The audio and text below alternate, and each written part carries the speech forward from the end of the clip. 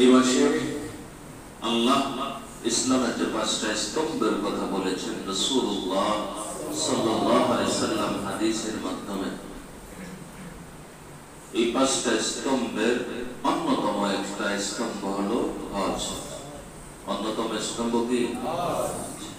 এটা কোন মাসে হয়? জিলহজ মাসে। হজ কোন মাসে হয়? না অন্য কোন মাসে হজ আছে? হজ কোন মাসে? জিলহজ। তাও নির্দিষ্ট তারিখে, নির্দিষ্ট আমরা বিভিন্ন ভাবে দেখে থাকি যে হজ যেদিন থেকে শুরু হয় এরপরে 13 তারিখে গিয়ে শেষ হয়। এই সময়টাই নির্দিষ্ট সময়টাই 9 তারিখ শুরু, 13 তারিখ শেষ, মোট 5 দিন। কয়দিন? হজের কার্যক্রম সব মিলিয়ে 5 দিন। এই কয়দিনই হজ, এবং যেই দিন যেই কাজ ওই দিন ওই কাজই করতে হবে। আপনার যেদিন মুজদালিফায় থাকার কথা ওই দিন গিয়ে মিনায় থাকলে হবে? ওই সময় কোথায় থাকতে হবে? মুজদালিফায়। যখন মিনায় থাকার কথা ওই সময় মিনায় থাকতে হবে। যখন পাথর যখন মারতে হবে ওই সময় পাথর কি করতে হবে? মানে প্রতিটা কাজ আপনি সাফা মারওয়া সাই করবেন, মুজদালিফায় অবস্থান করবেন, মিনায় অবস্থান করবেন, জামরা গুলে আপনি পাথর মারবেন। এই যে সিরিয়াল দেওয়া কাজ, হজ যখন শেষ আপনি আবার মাথা মুন্ডন করে ফেলতেছেন, মানে হজের কার্যক্রম শেষ, আপনি হালাক হয়ে গেলেন, হজ থেকে পৃথক হয়ে গেলেন, হালাক হয়ে গেলেন। এরপরেও কিন্তু হজের কাজ শেষ না, যেহেতু আমরা বাংলাদেশি। হজের কাজ কি হয় নাই? শেষ হয় নাই, সব শেষ। আমাদের আবার একটা কাজ আছে, বিদায়ী তাওয়াফ। যারা আমরা দূর দেশের, কি মক্কার না, মক্কার বহিরাগত যারা আছে, যদি মদিনা থেকেও কেউ যায় তার জন্য বিদায়ী তাওয়াফ আছে, তার জন্য বিদায়ী কি আছে? তাওয়াফ আছে।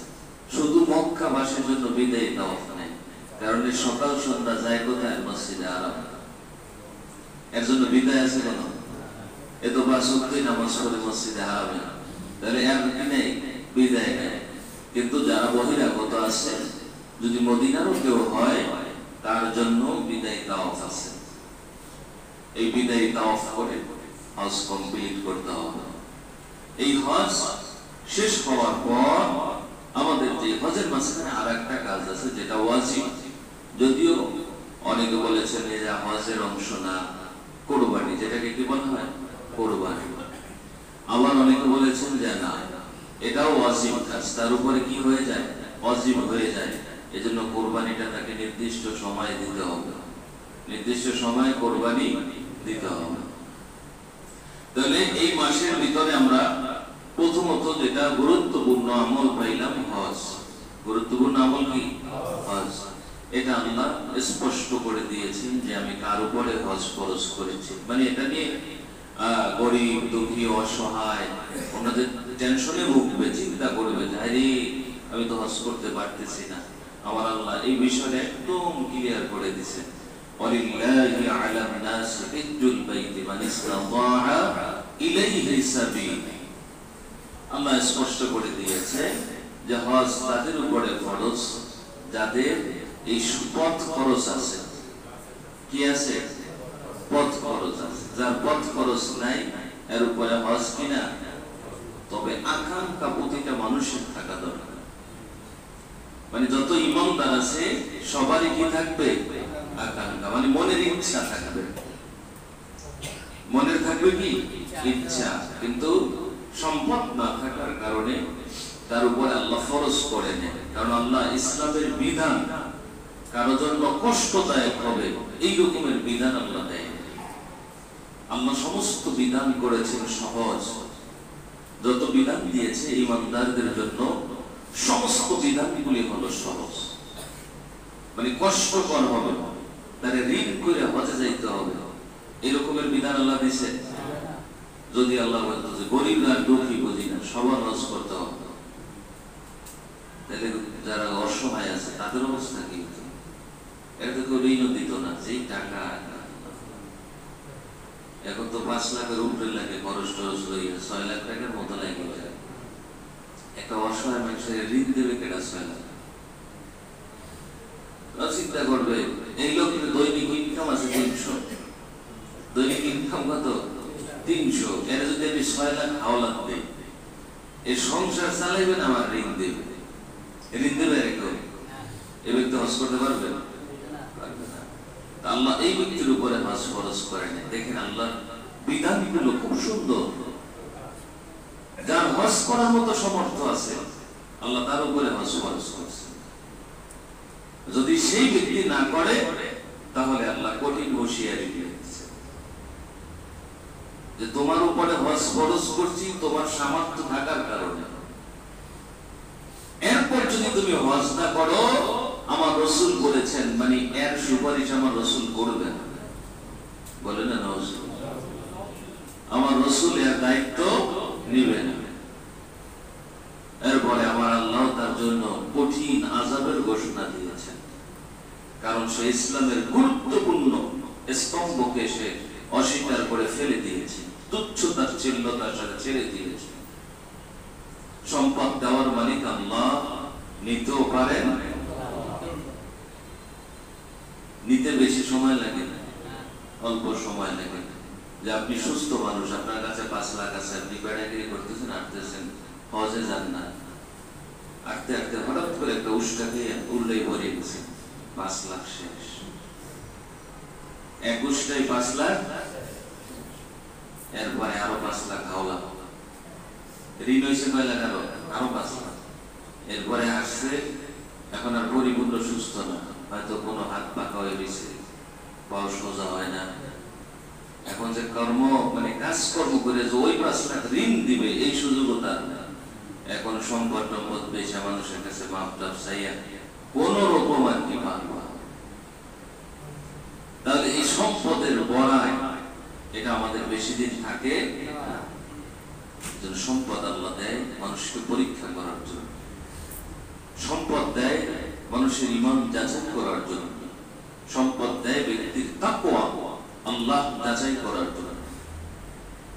আমাদেরকে তাকওয়া পরিপূর্ণভাবে আল্লাহর কাছে যা আছে এগুলোর পরীক্ষার ক্ষেত্রে আমাদের উত্তীর্ণ হতে হবে। অল্প সম্পদ আছে সেখান থেকেও আমাকে দান করতে হবে, বেশি সম্পদ আছে সেখান থেকেও দান করতে হবে, আল্লাহর জন্য ব্যয় করতে হবে। যে সম্পদ কম আমি দিব না, না তুমি দেও কম, অসুবিধা নেই। যার বেশি আছে সে দিব কি বেশি। যার সম্পদ অল্প কিন্তু কোরবানি ওয়াজিব, সম্পদ অল্প কোরবানি কি 90,000 টাকা হইলে তো কোরবানি ওয়াজিব হয়ে যাবে। বেশি লাগে 90,000 টাকা। ঈদের দিনে যদি তার কাছে 90,000 টাকা হয় তাহলে তার উপরে কোরবানি ওয়াজিব। যদি সে গোশত ঢুকাই খায় অসুবিধা নেই, কিন্তু কোরবানি কি হয়ে গেছে? ওয়াজিব হয়ে গেছে। কারো কাছে সম্পদ আছে, টাকা আছে, আপনি কি করলেন? আরেকজনের পার্টনারশিপ রেখে তার কাছে টাকা জমা দিয়ে দিলেন যে তুমি তোমার এই ব্যবসার পার্টনার, আমি তোমার আমি 1 লাখ টাকা দিয়ে দিলাম, লাভ যা হবে এটার কিছু আমারে দিবা, কিছু তুমি নিবা। মানে সুদে না, মোদারাবা হিসাবে ব্যবসা করলেন। এটা যদি করেন আর আপনি যদি এদিকে এসে বলেন আমার হাতে তো টাকা নেই, ওয়াজিব থেকে রেহাই পাবেন? ওয়াজিব যেটা হওয়ার এটা হয়ে গেছে, ওয়াজিব হওয়ার আপনি এই বিষয়ে আর রেহাই পাচ্ছেন। তাহলে আল্লাহ বিধানগুলো, যত বিধান ইমানদারের উপরে আল্লাহ দিয়েছেন, সমস্ত বিধানগুলো ইমানদার যেন ধারণ ক্ষমতা যতটুকু রাখতে পারে অতটুকুই তাকে দিয়েছেন। যে ব্যক্তি যতটুকু রাখতে পারবে, আমল করতে পারবে, আল্লাহ অতটুকুই তারে কি দিয়েছেন, এর চেয়ে বেশি দেয়। যেটা পারবে না ইমানদার, এটা আল্লাহ দেয় নাই, আল্লাহ আমল দিয়েছে সহজ করে। তাহলে এর ভিতরে গুরুত্বপূর্ণ যে আমল আছে এই মাসে, হজের পরে আরেকটা আমল যেটার নাম কোরবানি, আমরা সহজে বলি এটার নাম কি? কোরবানি বলে থাকি। আমরা যদি সহজ ভাষায় বুঝি যে কোরবানিটা কি,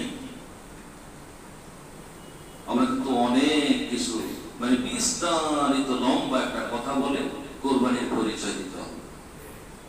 যদি শাব্দিক অর্থের দিকে তাকাই যে আসলে কোরবানিটা কি, প্রথমত আমরা কোরআন থেকে পাবো ওয়ানহার, নহর। কোরআন থেকে কি পাবো? নহর। কোরআন থেকে আমরা কি পাইতেছি? নহর, প্রবাহিত করে দেওয়া। নহর শব্দের অর্থ কি? প্রবাহিত করে দেওয়া। আমরা কোরআন থেকে পাচ্ছি। ওয়ানহার, হাদিস থেকে পাইতেছি জবাহ, জবহুন, হাদিস থেকে পাইতেছি কি? জবাহ, জবাই করে দেওয়া। কি করে দেওয়া? জবাই করে দেওয়া। তাহলে আমরা কোরআন থেকে পাচ্ছি নহর করা, কোরআন থেকে কি পাচ্ছি? হাদিস থেকে পাচ্ছি জবাই করা। নহর এবং জবাই। আপনার উট কি করতে হয়? নহর করতে হয়। উটও জবাই এবং নহর দুইটাই একত্রিতই কথা। জবাই অর্থ মানে আমরা যদি পারিভাষিক সংজ্ঞা দেখি, এটার অর্থ রক্ত প্রবাহিত করে দেওয়া। রক্ত কি করা? প্রবাহিত করা, রক্ত বের করে দেওয়া। আর নহর অর্থ রক্ত প্রবাহিত করে দেওয়া। নহর অর্থ কি? রক্ত প্রবাহিত করে দেওয়া। তাহলে উট দাঁড়ানো অবস্থা আপনারা দেখবেন আরো আমিরাতের যে জবাই গুলো আছে, ওই দেশে তো বেশিরভাগই উট জবাই দেয় এবং দুম্বা। উট এবং দুম্বা এগুলোই বেশি হয়। যদিও আমার রাসূলের পছন্দের ছিলেন বকরি বা ছাগল। বকরি বা দেখেন উট কি করা হয়? নহর করা হয়। দাঁড়ানো অবস্থায় তার কণ্ঠনালীর নিচে একটা পানির থলির যে জায়গাটা আছে এবং রক্তের একটা লাইন আছে, দুইটা একসাথে, পানি এবং রক্তের লাইন দুইটা এক জায়গায় এখানে আছে। একটা হলো পানি জমা রাখার যে জায়গাটা, আর একটা কি রক্ত মানে যেটা শ্বাস নালী, যেটা আমরা বলি, এটা একসাথে ধারালো ছুরি দ্বারা আমরা দেখেছি সেটাকে কেটে দেওয়া হয়, মানে নহর করা হয়।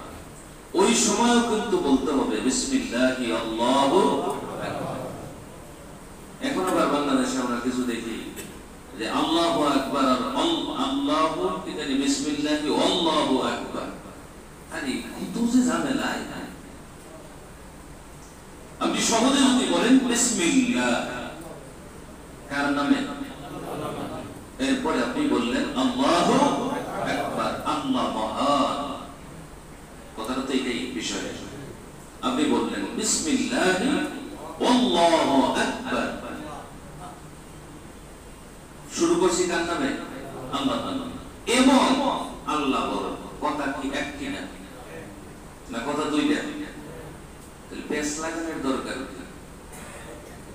মিডিয়া পেশে সামনে বাইরে হইতে হতো। মানে এতদিন আপনারা পড়ছেন যে বিসমিল্লাহি আল্লাহু আকবার, এটা পড়ছেন না? জবাই দিচ্ছেন কিনা সবাই? নতুন কিছু না বললে তো ভাইরাল হয়ে যাবে।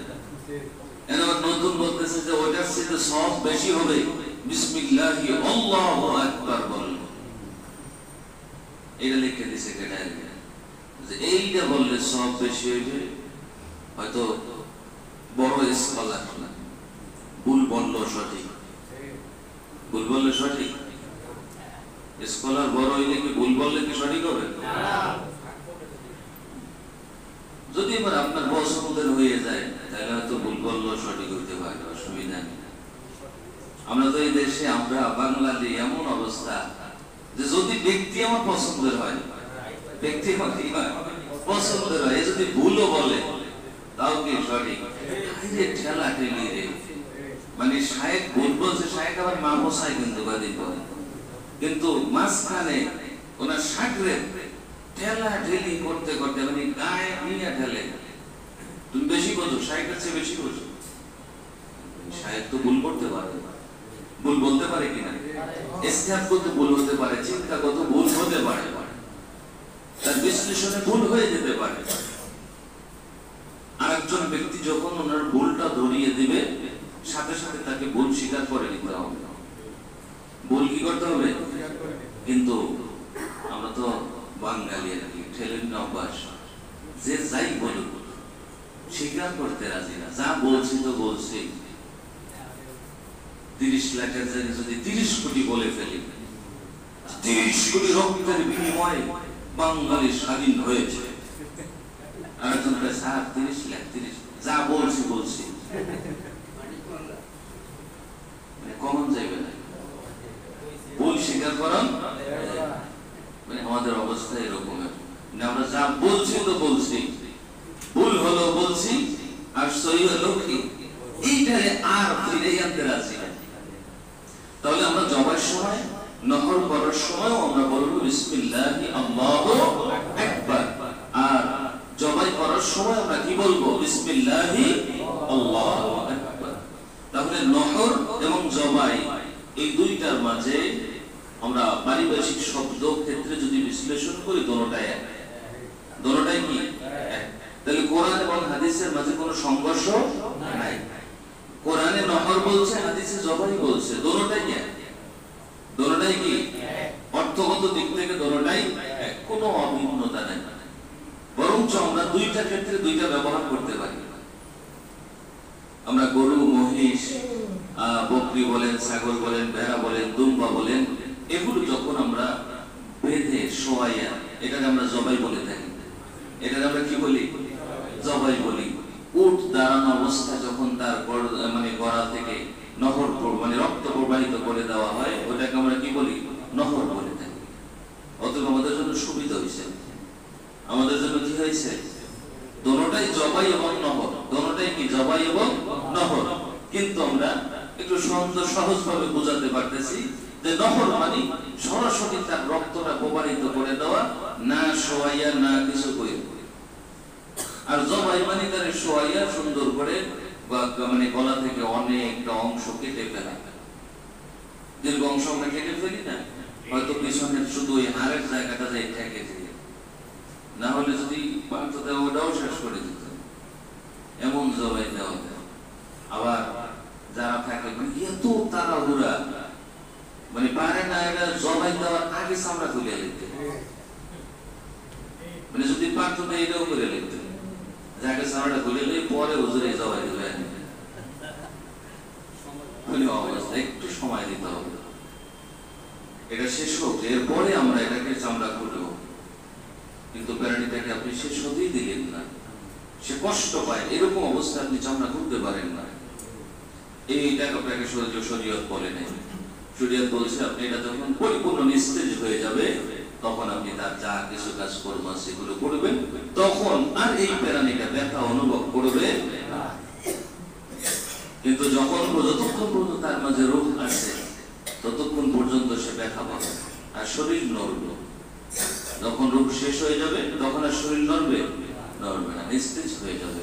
তখন আপনি কাজ করবেন, কোনো সে ব্যথাও অনুভব করবে না, বরঞ্চ ওই পশু আল্লাহর কাছে প্রার্থনা করবে, আল্লাহ যেন আপনার কুরবানি কবুল করেন।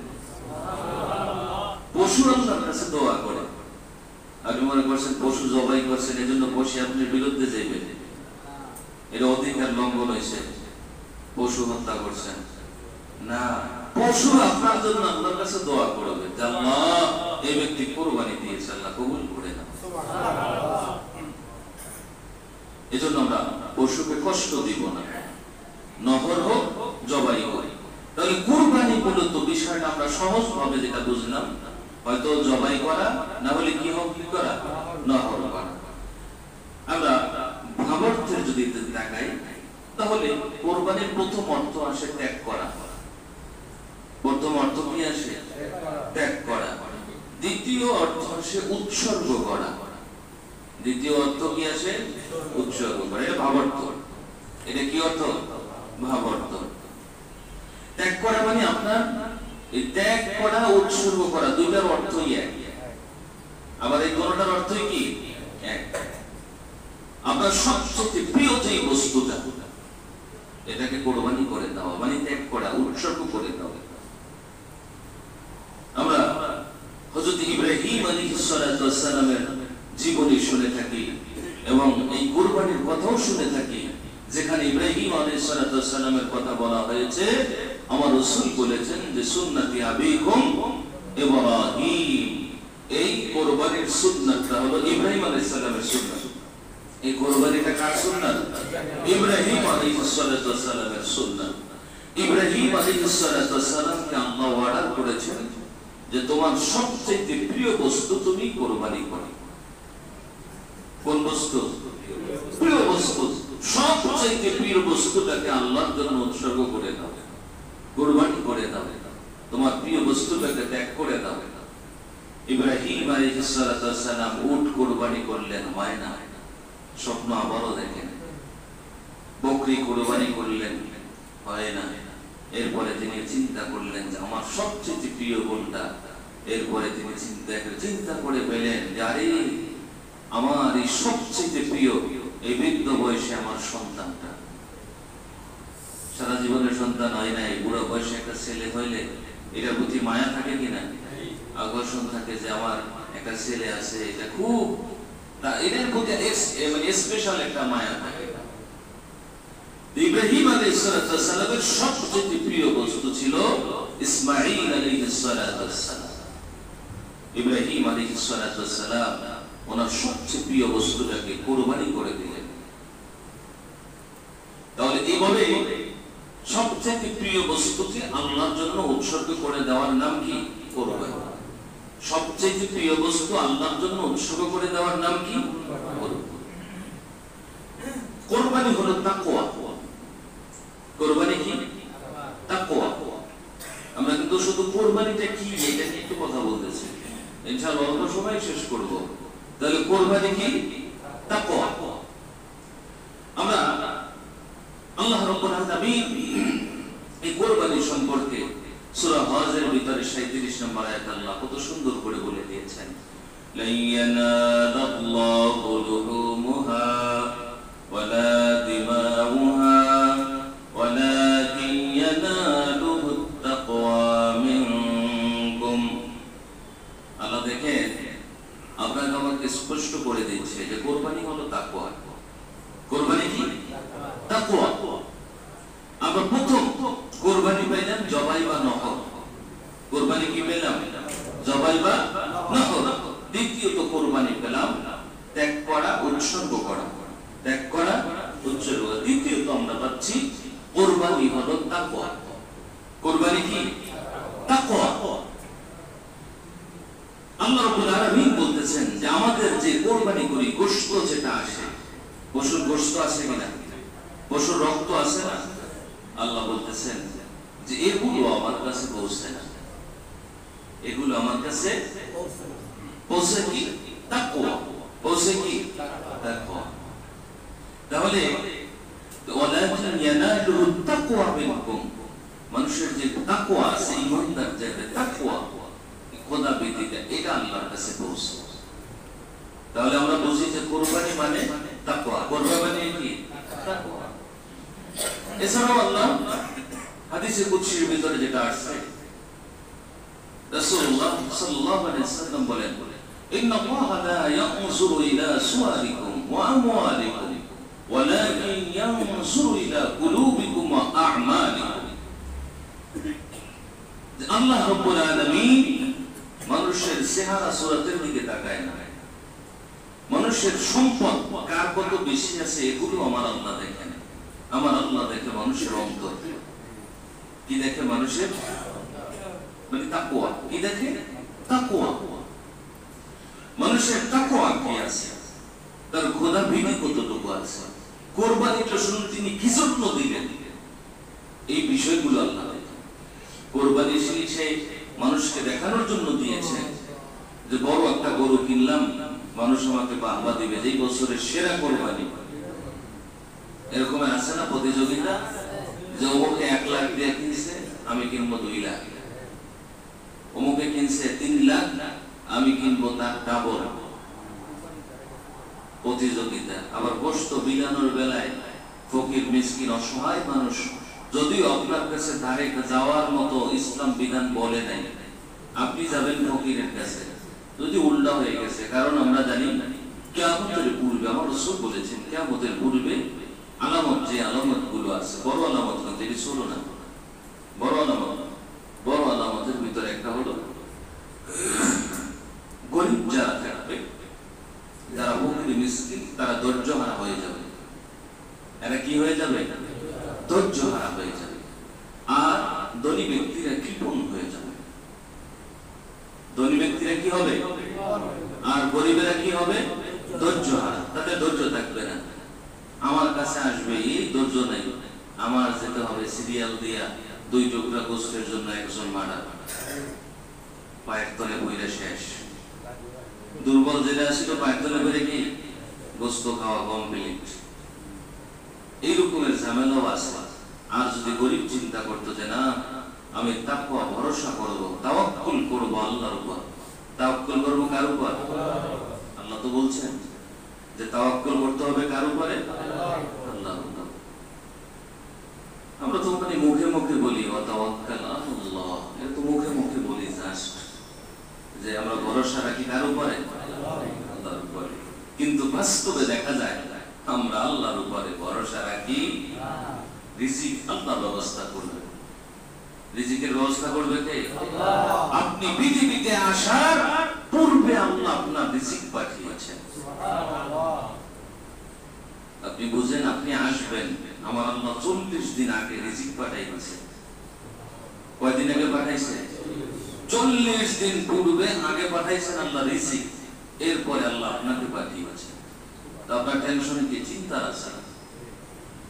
আপনি ধৈর্য ধরেন, আবার কাজকর্ম না কইরা ঘরে বসে দেখেন, এরকমের কুইরা আবার আছে। আল্লাহ তো রিজিক তালাশ করতে বলছে, রিজিক খুঁজতে বলছে না। কিছু চিন্তা করবে যে আল্লাহ তো ধৈর্য ধরতে বলছে, ধৈর্যই ধরি, কাজকর্ম সব বন্ধ করে দিয়ে ঘরে বসে।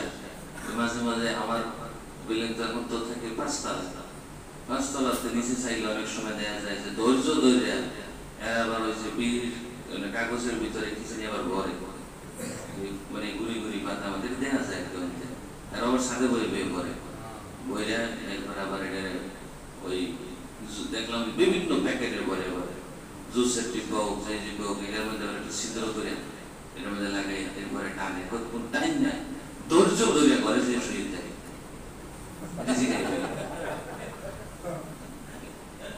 ধৈর্য ধরে ঘরে শুয়ে থাকলে রিজিক আইবে।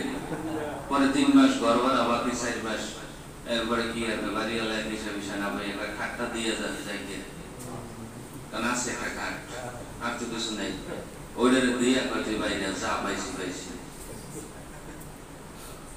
এরকমের ধৈর্য ধরতে বলছে। ধৈর্য ধরতে হবে রিজিক তালাশের মাধ্যমে, রিজিক তালাশের মাধ্যমে। আপনি হতাশ হবেন না। কোরবানির গোশতের জন্য মানুষের ধারে ধারে গিয়ে ভিক্ষা করার দরকার নেই। ওই ব্যক্তির উপরে আল্লাহ দায়িত্ব দিয়েছে, গরিবের হক তার উপরে বর্তাই দিয়েছে। তার দেখতেছে আল্লাহ তাকওয়া, খালি গোশত খাওয়া দেখেন আল্লাহ, যে কে কত বেশি ফিনিশ করে রাখতে পারে এটা আল্লাহ দেখে না, কে কত বেশি খাইতে পারে এটা আল্লাহ দেখতেছে না। আল্লাহ দেখতেছে তার সে কোরবানি দিয়েছে তার তাকওয়া দেখে, যে গোশত খাওয়ার লাগে দিয়েছে। আপনি সহজে বোঝেন, খাওয়ার জন্য যদি কেউ কোরবানি দেয়, কোরবানি হয় না। গোশত খাওয়ার নিয়তে যদি কেউ কোরবানি দেয়, কোরবানি হবে না। মাসালা সহজ কিন্তু। এখন আগে থাকতে কি করে নিয়ত করে, যা এবছর গরু উঠতেছি তো 2 লাখ, তাহলে গোশত যদি হয় মোটামুটি 8 মণ, 8 মণ হইলে ফ্রিজ কয়টা লাগে? আছে তো 2টা, আর একটা ডিপ ফ্রিজ লাগে, নাই লইবে না 8 মণ। তো আগে থাকতে তার চিন্তা ভাবনা 8 মণ রেখে দেবে, 8 মণে কি করবে? ডিপ ফ্রিজ আর একটা নিচে। তাও এখন তো গেছে তাড়াহুড়ো করে, টাকা পয়সা নাই, কিস্তিতে। এটা আবার কিসে? কিস্তিতে ডিপ ফ্রিজ। এটা নিয়ে একবার এটার মধ্যে বসছে, তারপরও অন্যরে খাইতে দিবে। এই ধরনের লোক আছে না? এই ধরনের লোক আছে। আল্লাহ খালি আপনারে খাইতে বলে না, এটার নাম কোরবানি না। ইব্রাহিম আলাইহিস সালাম চাইলে ওই তুম্বার সব গোশত নিয়ে আসতে পারতেন, কিন্তু আমার আল্লাহ বলছেন তুমি কিছু নিয়ে যাও। কি করো? কিছু নিয়ে যাও। ইব্রাহিম আলাইহিস সালাম ফ্যামিলির জন্য তুম্বার কিছু গোশত নিয়ে আসলেন। তুম্বার সব গোশত আনছে যে চিন্তা, যে এরকম চিন্তা করে দুম্বা জবাই দিছি, এই নিয়ে পড়ে থাকলে অবশ্যই আমরা হইতাম। আরে বলেন এই মাসালা দিয়ে দিতাম যে ওখানে পড়ে থাকলে অবশ্যই হবে না, পড়ে থাকলে কি হবে? যদি আমরা হইতাম আর কি মাসালা এটা দিয়ে দুম্বা পুরোটাই লইতাম। কিন্তু ইব্রাহিম আলাইহিস সালাম এই মাসালা দেয় নাই। ইব্রাহিম আলাইহিস সালামকে আল্লাহ অর্ডার করছে এখান থেকে পরিবারের জন্য তুমি কি করো? নিয়ে যাও। ইব্রাহিম আলাইহিস সালাম কিছু সেখান থেকে পরিবারের জন্য নিয়ে আসছে। তাহলে আপনার আমার কোরবানিটা মূলত হলো তাকওয়া। কোরবানিটা কি? আপনি কি জন্য দিচ্ছেন কোরবানি আল্লাহ জানেন। আল্লাহ বলছে এটা আমি দেখি যে তুমি কি জন্য কোরবানি দাও। আমি তোমার গোশত দেখি না যে কয় মন হয়েছে, আমি তোমার প্রাণীর রক্ত এগুলো দেখি না, আমি দেখি তুমি অন্তরে কি নিয়ত করেছো, কি চিন্তা করে কোরবানি দিচ্ছো। ওয়ালাকিন ইয়ানালুহু তাকওয়া মিনকুম, আল্লাহ দেখেন কি তাকওয়া, খোদাবিধি, যে কি আছে, চিন্তা ভাবনা কি আছে এটা দেখা। তাহলে আমরা সহজভাবে কোরবানির বিষয়গুলো পাইলাম যে যদি বলা হয় কোরবানি কি, আমরা এক কথায় জবাব দিতে পারবো নহর বা জবাই। নহর বা এটা হলো কোরবানি। দ্বিতীয়ত আমরা বলতে পারবো ত্যাগ বা উৎসর্গ। ত্যাগ বা উৎসর্গ। তৃতীয়ত কোরবানি কি, আমরা এক কথায় বলতে পারবো তাকওয়া। তো কোরবানি মানে কি? তাকওয়া। কোরবানি করতে হয় কোন পশু দ্বারা? রাসূলুল্লাহ সাল্লাল্লাহু আলাইহি সাল্লাম কোরবানির ব্যাপারে পশু সিলেক্ট করে দিয়েছেন। পশু কি করেছেন? নির্ধারণ করে দিয়েছেন কি কি পশু কোরবানি করতে হবে, পড়া যাবে। আপনি প্রথমে আসেন উট, এটার বয়স হতে হবে 5 বছর। বয়স কত হতে হবে? 5 বছর হতে হবে। 5 বছরের মধ্যে দেখলেও কাজ হইবে না, উটের বয়স 5 বছর হইতে হবে, এটা বাধ্যতামূলক। এরপরে দ্বিতীয়ত আসেন গরু অথবা মহিষ। গরু অথবা, এটা 2 বছর হতে হবে। কয় বছর হতে হবে? 2 বছর, মানে সময় সীমা দিয়েছেন। আর একটা গরু 2 বছরের আগে তার দাঁত পড়ে না। দাঁত কি পড়ে না, এই জন্য বলো যে দাঁত দেখে গরু কিনে, দাঁত কিনা বলে না, দাঁত দেখে গরু কিনে। এই জন্য গরুটার বয়স কত হতে হবে? 2 বছর। মহিষের বয়স কত হতে হবে? কমপক্ষে 2 বছর হতে হবে। এরপরে যদি আমরা দুম্বা অথবা ভেড়া, দুম্বা ভেড়া একই রকম, এটার বিধান কি একই রকম। দুম্বা এবং ভেড়া 1 বছর হতে হবে। দুম্বা ভেড়া কয় বছর হতে হবে? 1 বছর। যদি আছে, যদি এর চেয়ে কিছু কম বয়সের হয়, এর চেয়ে কিছু কম বয়সের হয়, দেখতে 1 বছরের মতো, দেখতে 1 বছরের মতো, কি কি? দুম্বা ভেড়া। দুম্বা ভেড়া আপনি বিধানটা সুন্দর করে বুঝে নিয়েন। ছাগল একটু করেন না, আবার ছাগলটা আলাদা রাখতে দেন। দুম্বা ভেড়া এই দুইটা যদি 6 মাসের বেশি হতে হবে, তাও আবার কয় মাসের বেশি? 6 মাসের বেশি হতে হবে। যদি 1 বছরের মতো দেখা যায়, তাহলে এটা দ্বারা কোরবানি হবে। এটা দ্বারা কি হবে? বকরি, ছাগল, খাসি 1 বছর হতে হবে। কয় বছর? মাসালা আলাদা আলাদা হয়ে গেল না, এই আলাদা আলাদাই বুঝে নিতে হবে। বকরি, ছাগল, খাসি, পাঠা কয় বছর হতে হবে? 1 বছর। আপনি খাসির বিধান বোঝেন। অনেকে আমরা মনে করি যে বলদ, খাসি এগুলো দ্বারা বুঝি যে কোরবানি দেওয়া যাবে না। অনেকে এরকম চিন্তা ভাবনা করে না, আমার মাসালাও দেয় অনেকে। কেউ বলে তুমি তার অধিকার নষ্ট করে দিয়েছ, মাইক পাইলে যা হয় আমাকে সামনে। আমরা বলে খাসির অধিকার নষ্ট করে দিচ্ছি, বুঝলেন? মানে মাসালা, মানে রুচি কোন দিকে গেছে, মানে রুচির একটা বিষয় আছে। এই রুচি চেঞ্জ করে লেগেছে একবারে, রুচি চেঞ্জ করে ওদিকে নিয়েছে, আমরা খাসির অধিকার নষ্ট করে দিচ্ছি। অথচ রাসূলুল্লাহ সাল্লাল্লাহু আলাইহি ওয়াসাল্লামের কুরবানি দেখেন। আন জাবির ইবনে আব্দুল্লাহ قال ذبح النبي صلى الله عليه وسلم يوم الجبر كبشين أقرنين أملحين موازئين। আপনি সহজে বুঝেন, রাসূলুল্লাহ সাল্লাল্লাহু আলাইহি ওয়াসাল্লাম হযরত জাবের রাদিয়াল্লাহু তাআলা আব্দুল্লাহ ইবনে জাবের রাদিয়াল্লাহু তাআলা তিনি বলতেছেন যে রাসূলুল্লাহ সাল্লাল্লাহু আলাইহি ওয়াসাল্লাম ইয়াউমুল জবহ, ঈদের দিনে, ঈদুল আজহার দিনে, কোন দিনে? ঈদুল আজহার দিনে রাসূলুল্লাহ সাল্লাল্লাহু আলাইহি ওয়াসাল্লাম কুরবানি দিলেন। কি দিবেন? কুরবানি দিবেন। কি দ্বারা দিবেন? 2 শিংওয়ালা সাদা কালো মিশ্রণ বকরি। 2 শিংওয়ালা, প্রথম আমরা বললাম 2 শিংওয়ালা। শিং কয়টা? ছাগলের শিং 3টা থাকে না, 2টাই তো থাকে নাকি? খাসি হইলে কি শিং একটা বাড়ে? দুইটা না? রাসূল সাল্লাল্লাহু আলাইহি ওয়াসাল্লাম সুন্দরের কথা বলছেন, যখন শিংগুলো একটু বড় বড় থাকে দেখতে সুন্দর লাগে না? একটা খাসি যদি হৃষ্টপুষ্ট হয় আর শিং দুইটা একটু বড় বড়, এটা সুন্দর লাগে না?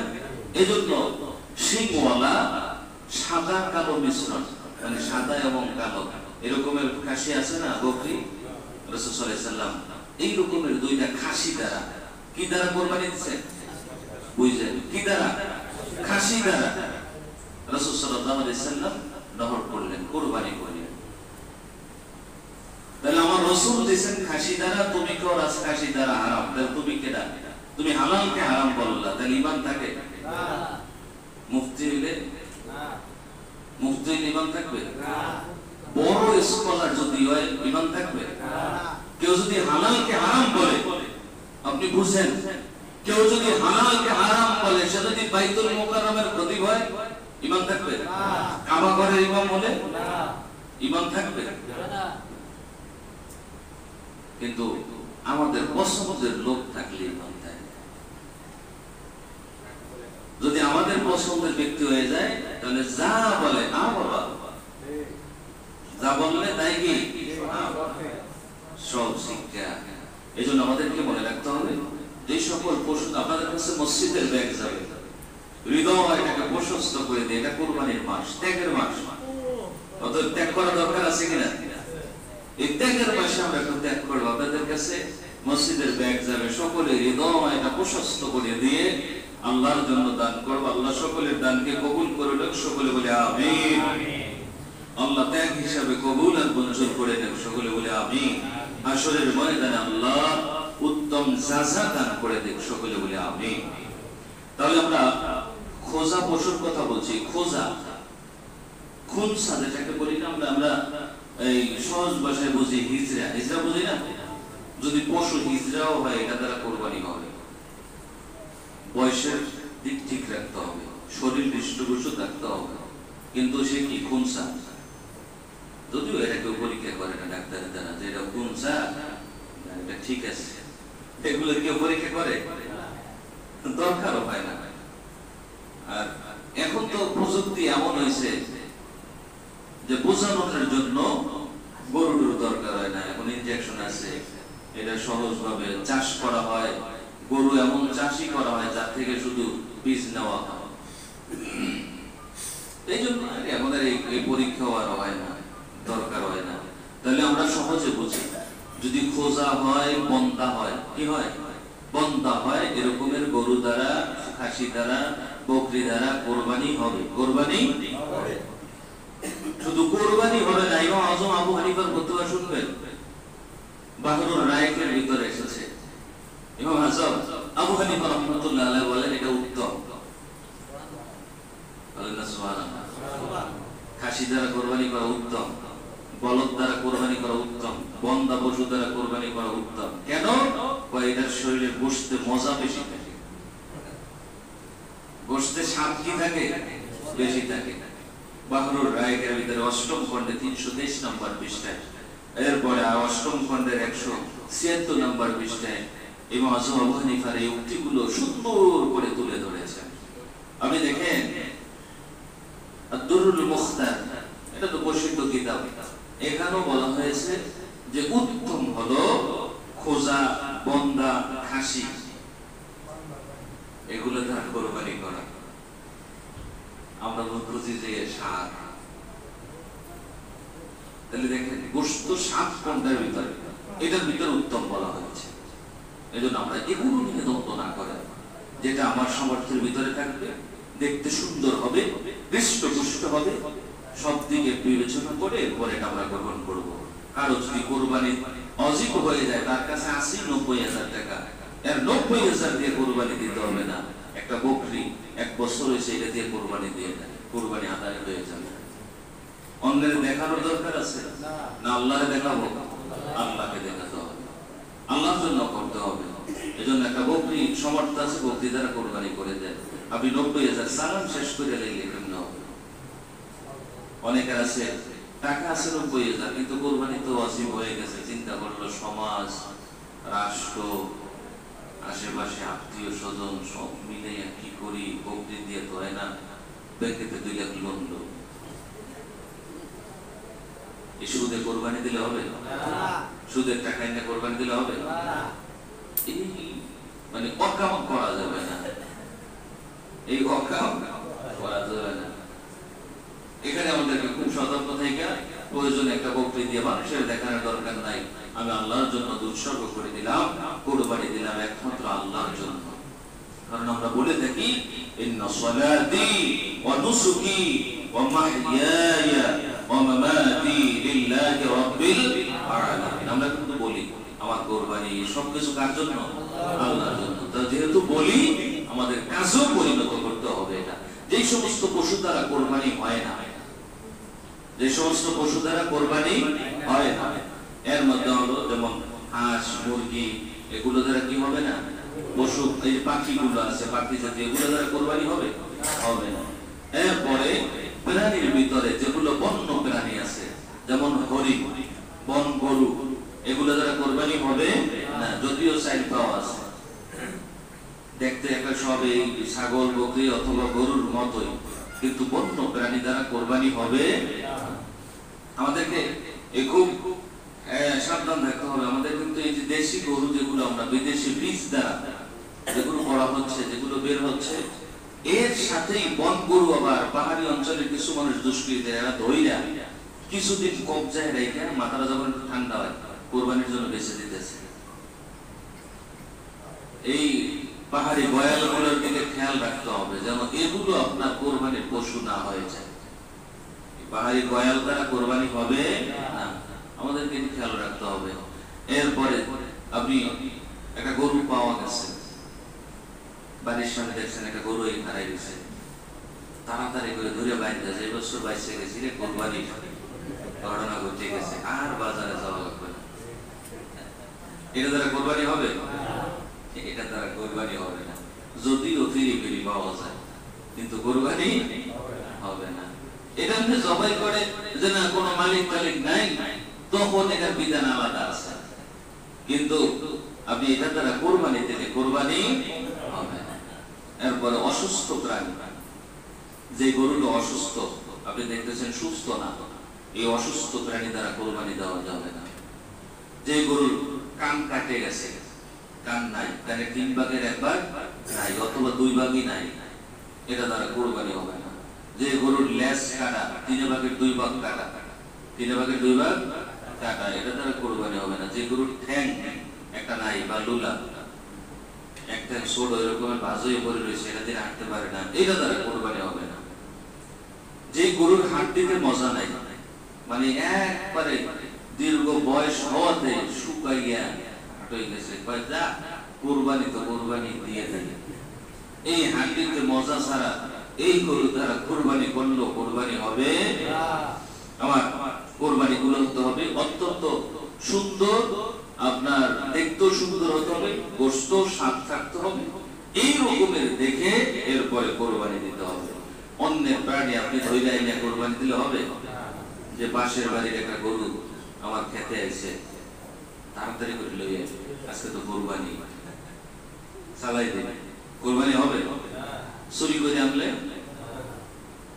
চুরি করে ডাকাতি করে আনলে এটাতে কোরবানি হবে? সুদের টাকায় কোরবানি হবে? ঘুষের টাকায় কোরবানি হবে? আরাম উপার্জন দ্বারা কোরবানি করলে কোরবানি হবে না।